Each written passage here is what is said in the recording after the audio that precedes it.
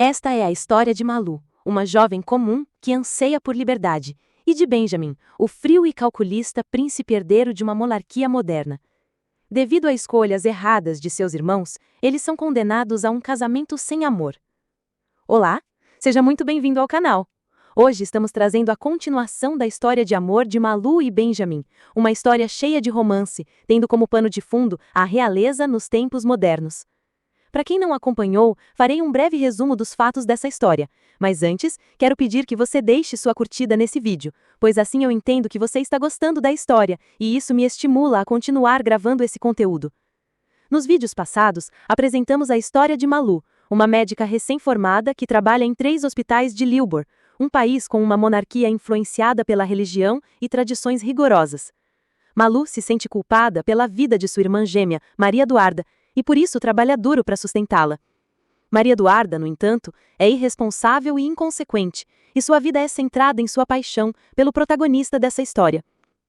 O príncipe herdeiro, Benjamin Kedarian III, desde a adolescência, e ela trabalha na corte real para se aproximar dele.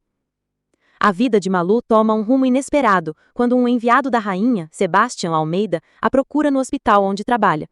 Ele revela que Maria Eduarda interferiu no acordo de Mudra, um noivado sagrado e irrevogável da família real. Como consequência, Malu é informada de que ela, por ser irmã de Maria Eduarda, deve cumprir o noivado, tornando-se a noiva do príncipe herdeiro, Benjamin. Sebastian ainda a chantageia, dizendo que se ela não aceitar, sua irmã será exilada. A partir daí, Malu aceita o acordo e seu casamento com o príncipe é marcado para 3 dias depois. Esse foi o resumo dos fatos ocorridos até agora, mas se você desejar ter acesso ao conteúdo completo, vou deixar na descrição os links para os outros vídeos. Lembre-se de se inscrever e deixar seu comentário. Sem mais demora, vamos para mais um novo capítulo.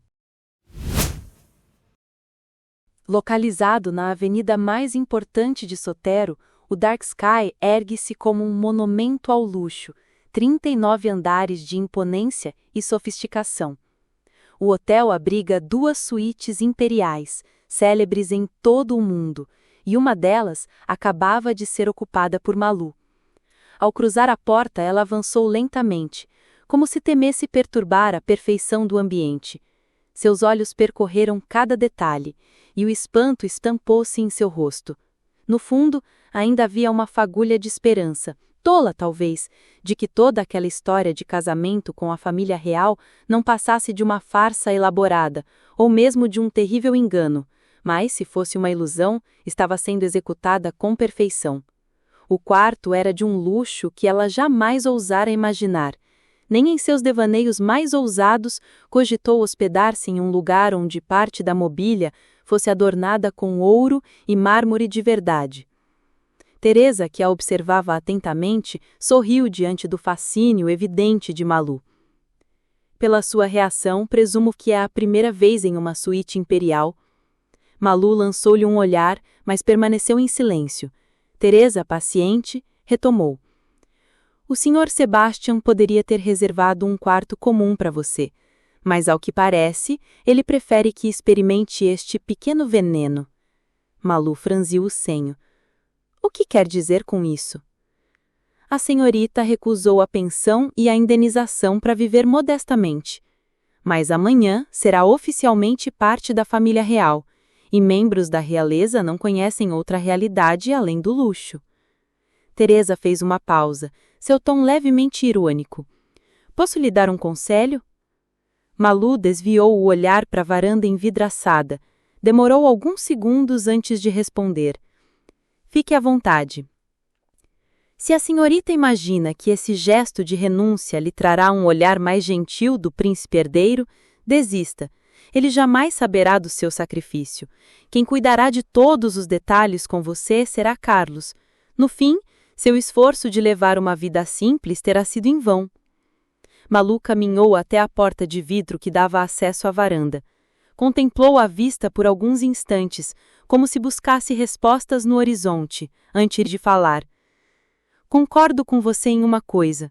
Talvez o Sr. Sebastian realmente queira que eu experimente como é viver no luxo. Teresa sorriu, convicta de que não tardaria para que Malu pedisse a revisão do contrato nupcial. Mas antes que pudesse comentar, Malu se afastou da varanda e retornou ao centro da sala. Parou junto a uma mesa, deslizando os dedos sobre o entalhe dourado do braço de uma cadeira. Sentiu sobre a ponta dos dedos o frio do metal precioso, a confirmação de que não era apenas aparência. Sem desviar o olhar daquele detalhe, disse em voz firme: "Eu sei muito bem como isso funciona. Quem já conheceu a prisão e depois prova a liberdade não deseja voltar a ser cativo, por mais que a nova prisão seja banhada a ouro." Então ergueu os olhos para Teresa e continuou: "Passei 10 anos num colégio interno extremamente rígido. Havia uma área verde enorme e deslumbrante, mas não tínhamos o direito de correr ou caminhar por ela. Meu único alívio era sentar-me junto à janela da sala de aula e observar o mundo do lado de fora. Lá tínhamos hora para acordar, comer, estudar, descansar, dormir. Tudo cronometrado, como se fôssemos peças de uma engrenagem. Mas havia algo para o qual eu nunca tive horário, nem dia, nem sequer 1 minuto. Atravessar aqueles portões e sentir o mundo lá fora." Ela fez uma pausa, como se saboreasse a lembrança amarga. "Quando finalmente saí daquele lugar, prometi a mim mesma que jamais permitiria ser enjaulado outra vez. Depois que você descobre o sabor da liberdade, viver presa deixa de ser uma opção." Nesse momento, Teresa foi interrompida por uma notificação no celular. Malu se levantou, arrastando a mala até o quarto. Retirou o casaco, descalçou os sapatos e se jogou na cama, fitando o teto por longos minutos.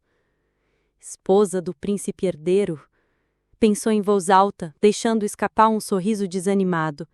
Mas, num sobressalto, levou os dedos aos lábios. "Ops! Maria Luísa, nunca diga isso em voz alta. Lembre-se do contrato.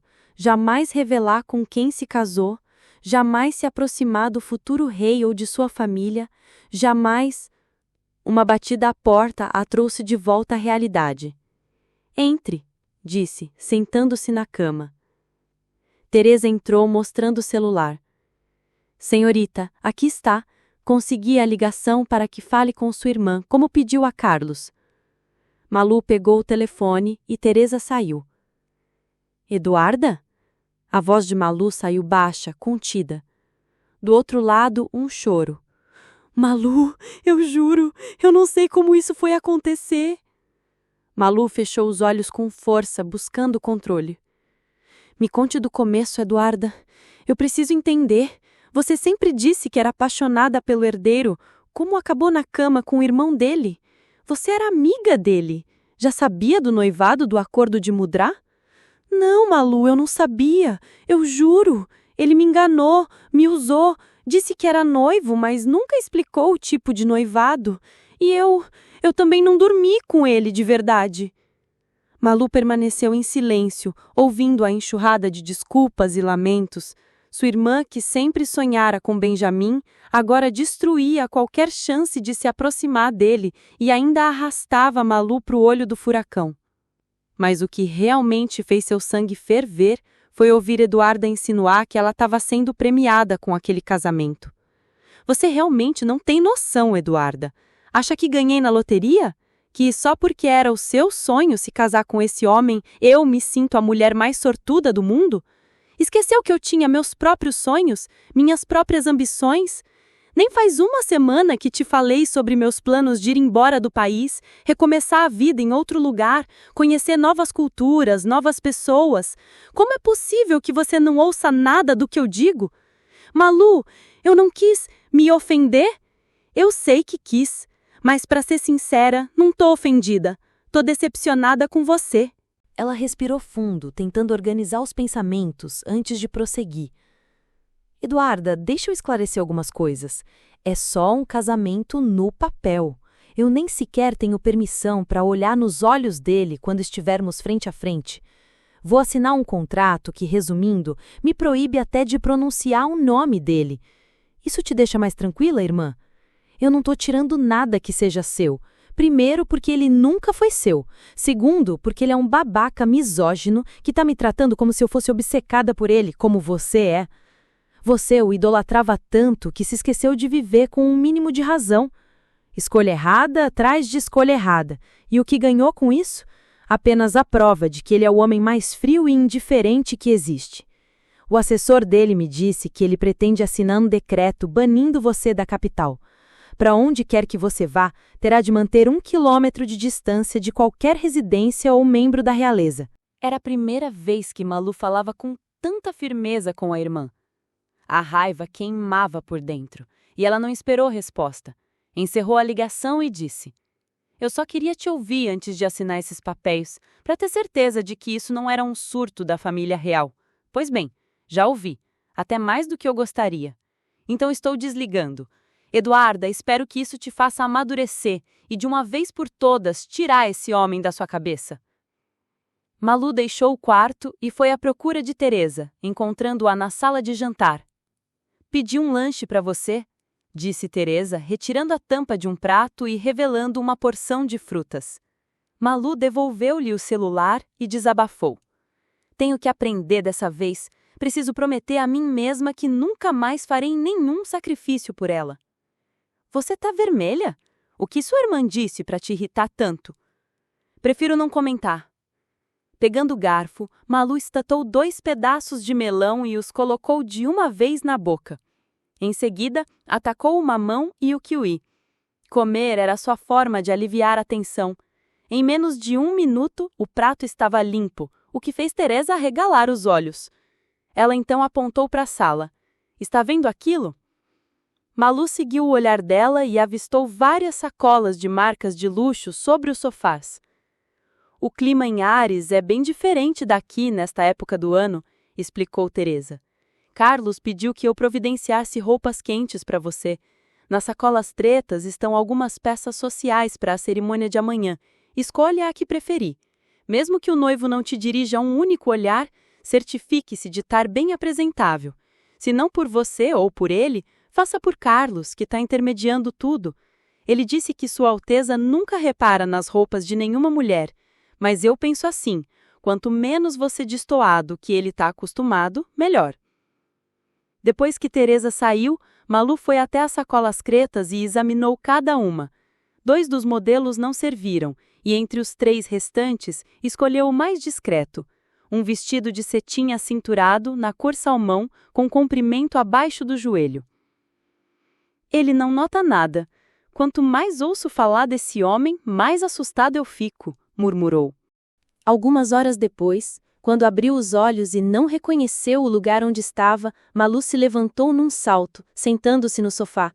Alguns segundos depois, conseguiu se situar. Levou a mão à testa e respirou aliviada. Fazia 2 noites que não dormia direito. Acabara deitando-se no sofá depois que Teresa saiu e nem percebeu quando adormeceu. "Já tá escuro", murmurou. Olhou para o relógio, 9h30 da noite. Pegou o celular e conferiu as mensagens. Antes de adormecer, havia enviado uma para Heitor, mas desta vez ela nem sequer fora entregue. "Como eu pude pensar que ele ainda usaria esse número?", resmungou frustrada. Malu vinha desconfiando que o afastamento de Heitor tinha relação com aquele estranho casamento. Queria muito falar com ele, confirmar suas suspeitas e principalmente saber se estava bem. Como se seus próprios problemas já não bastassem, ainda carregava essa preocupação. Ao voltar para a tela inicial, percebeu que havia uma mensagem de Carlos. Antes de dormir, enviara-lhe uma pergunta. Em resposta, ele dizia: "Seu ex-namorado? Não temos nada a ver com o rompimento de vocês. Garanto que, se fosse o caso, não esconderia.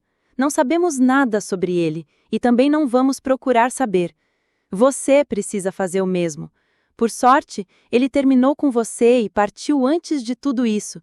Caso contrário, seria você quem faria isso, sem lhe dar qualquer explicação do real motivo.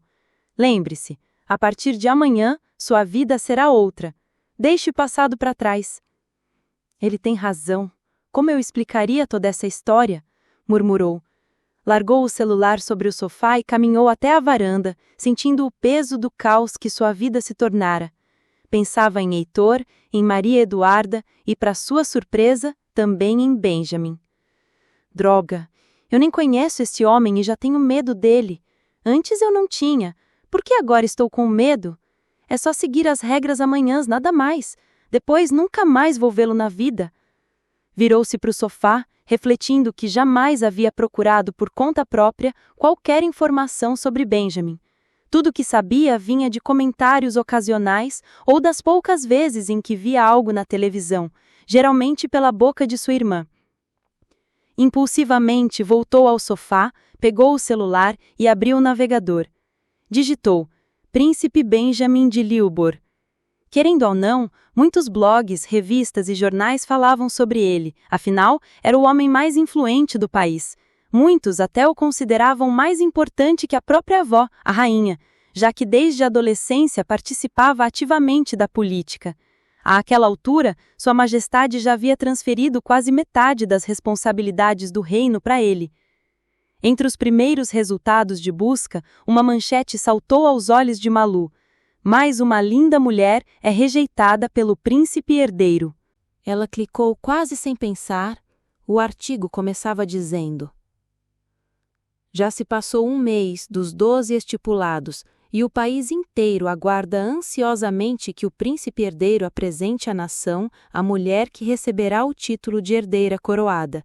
Mas, ao invés disso, fontes seguras afirmam que, na semana passada, foi a filha do presidente do maior grupo varejista do país quem sofreu a rejeição da vez.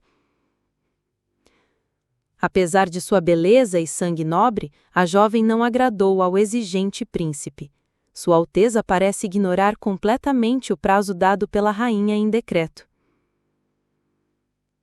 Malu piscou algumas vezes, incrédula. Não fazia ideia de que havia tanta comoção em torno do casamento dele. Segundo o artigo, a união de Benjamin era considerado o evento mais aguardado da história recente do país. Um conto de fadas moderno que mobilizava a nação inteira.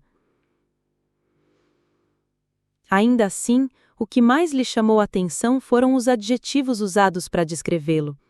No mesmo texto em que o elogiavam pela seriedade e competência ao lado da rainha, também o chamavam de insensível, frio, misógino. Palavras duras demais. Malu sentiu um leve arrepio. Contudo, respirou fundo, aliviada ao se lembrar de que teria contato apenas com o assessor dele, jamais com o príncipe em pessoa. Deixou o celular de lado e voltou para a varanda.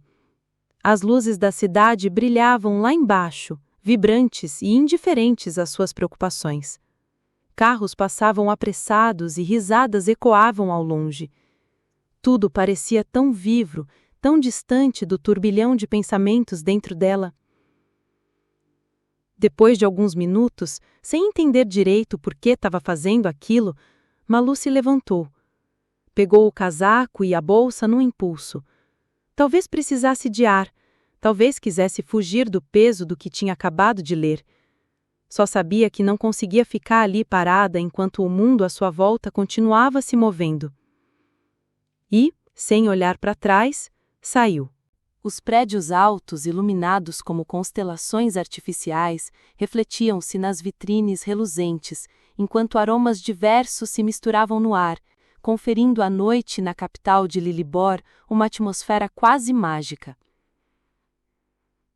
Após alguns minutos de caminhada sem rumo, Malu chegou a uma praça famosa e, atraída por uma melodia suave, sentou-se em um dos bancos.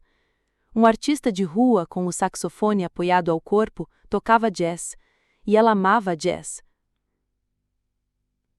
Hipnotizada pela música, deixou-se ficar ali até perder completamente a noção do tempo.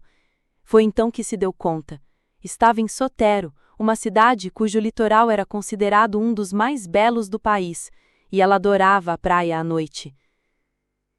Sem pensar duas vezes, pegou um táxi, decidida a fazer o que tivesse vontade naquela noite, sem regras, sem restrições. Afinal, mesmo que tivesse conseguido alterar o contrato para viver por conta própria, quem poderia prever o que a esperava depois daquele casamento? Algum tempo depois, já sentada na areia fria, observava as ondas que se quebravam e se transformavam em espuma branca. Uma angústia, antes adormecida, começou a se agitar dentro dela. Até então, não havia chorado por toda aquela história absurda, como se a mente tentasse negar o inevitável. Pegou o celular. Pela primeira vez desde que saíra do hotel, verificou o e-mail, torcendo por uma resposta de Heitor. Mais uma vez, nada. O silêncio dele pesava como chumbo. Malu tentou se conter, mas não conseguiu. As lágrimas vieram, primeiro tímidas, depois sem controle. E não era apenas pela liberdade perdida, era pelo medo que a consumia, a sensação de que, por causa daquele casamento, estava condenada a viver sozinha para sempre, que jamais poderia amar ou ser amada de verdade outra vez. As palavras de Carlos ecoaram de repente, nítidas como uma sentença em sua memória. O príncipe herdeiro não tem qualquer intenção de se envolver com você. Este casamento tem um propósito específico, e é preciso deixar isso muito claro. Você jamais buscará qualquer vínculo com seu futuro marido, seja ele de que natureza for. Mas também deverá manter a postura de uma mulher casada e nunca, em hipótese alguma, se envolver com outro homem. Relacionamentos são imprevisíveis. Quem pode garantir o que surgirá com o tempo? Como esconder de alguém de quem você goste que já é casada? O segredo da sua união com o herdeiro precisa ser preservado a todo custo, especialmente até que ocorra o casamento oficial com a futura princesa herdeira. Este assunto é sério. Para o seu próprio bem e o de sua irmã, siga esse contrato fielmente. Ficar ali, sozinha, remoendo tudo, só a sufocava ainda mais. De repente, Malu se levantou bruscamente e começou a andar, sem rumo, como se precisasse fugir dos próprios pensamentos. Caminhou por longos minutos, até que, sem perceber, alcançou a ponte sobre o lago Atã. O tráfego de carros estava interditado, mas a passagem de pedestres permanecia aberta. Era como se o destino lhe pregasse uma peça. Justamente ali, naquele lugar, memórias adormecidas despertaram com força avassaladora. No exato instante em que seus pés tocaram o início da ponte, as lembranças mais dolorosas da infância a atingiram como uma onda. Suas pernas tremeram, as mãos vacilaram até encontrarem o corrimão frio. Ela não conseguiu avançar. Ouviu novamente os gritos da irmã castigada pelo avô, como se o tempo tivesse se curvado e a arrastado de volta. Viu com assustadora nitidez o sangue manchando o chão. Recordou a imagem da mãe imóvel no caixão, o desespero do avô, e imaginou o quanto seu pai deve ter sofrido. Lágrimas silenciosas voltaram a descer, e com a voz trêmula ela murmurou: Eu sinto muito. Mãe, pai, a Duda não teve culpa. A culpa foi minha. Eu sinto muito. Fazia anos que Malu não travava daquela maneira diante do passado. Mas naquele momento, entendeu que se não retomasse o controle de seus pensamentos, as antigas crises de angústia voltariam a dominá-la. Respirou fundo, uma, duas, várias vezes. Aos poucos, o tremor cedeu. Então seus olhos captaram algo no lago, o reflexo da lua, prateado, delicado, quebrando a escuridão. Ela caminhou até o centro da ponte, olhou a lua no céu, depois o seu reflexo na água. Aquele brilho frio trouxe-lhe uma paz estranha, mas necessária. Secou o rosto com as mãos geladas e ficou ali, imóvel, por longos minutos, contemplando. Já não havia lágrimas, mas a dor persistia. O vento cortante castigava o rosto e pescoço, mas ela ignorava o frio. Começou a conversar consigo mesma em silêncio, buscando alguma centelha de coragem. Será que minha vida vai voltar a ser uma prisão como antes? Perguntou-se. A resposta veio firme, ainda que doída. Não. Quando mais nova, não tinha escolha. Agora sou adulta. Não vou me permitir viver em nenhuma prisão. Enquanto ninguém souber quem é meu marido, posso ser livre. Posso trabalhar, estudar, ir aonde eu quiser. É apenas um contrato, não é um casamento de verdade. Mas mesmo se dizendo isso, senti o aperto no peito. Queria ser fria, mas não era. Tristemente virou-se para ir embora. Caminhou devagar, com o coração pesado e o pensamento latejando num único desejo: que houvesse alguém que se importasse com ela naquela noite. E ela nem desconfiava, mas havia. À distância, alguém a observava, preocupado. Fim da parte 5. Se você não assistiu os primeiros vídeos dessa história, estou deixando na descrição desse vídeo aqui os links para você ir lá assistir. Ah, e lembre-se de se inscrever para acompanhar a continuação dessa história e também de outras. Nós postamos vídeo novo 3 vezes na semana. Se você gostou, deixa sua curtida e seu comentário dizendo de que estado você nos assiste. Nos encontramos no próximo vídeo. Até breve!